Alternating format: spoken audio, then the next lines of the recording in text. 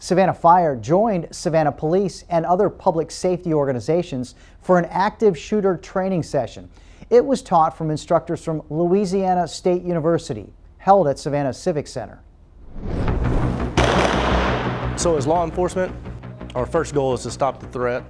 Our second goal is to start trying to save lives.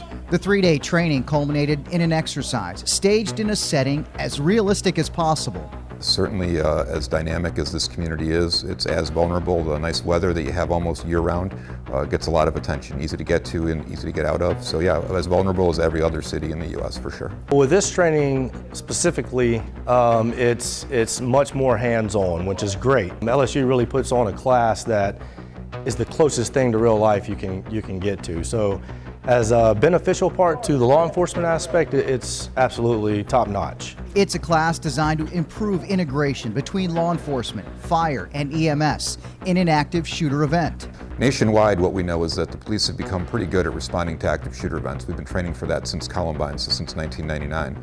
What the data tells us as we look at all the different case studies is that one of the opportunities that we have to save more lives and to treat patients is providing some level of medical care at a much earlier point in these events. And ultimately we know that we can do a lot of stuff, tourniquets and stop the bleed stuff, and get patients out faster and significantly improve people's survivability in these events. And obviously we hope that these events will never come and visit a community, yours or any others, but unfortunately what we see nationwide is it continues to happen, so we have to be more prepared. One of the biggest things that we worry about as law enforcement with the city of Savannah is active shooters in businesses, active shooters in schools, especially schools of small children, and where there's a large grouping of people.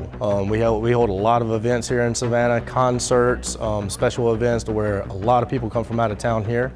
LSU's National Center for Biomedical Research and Training is one of the leading organizations in the country for counter-terrorist education.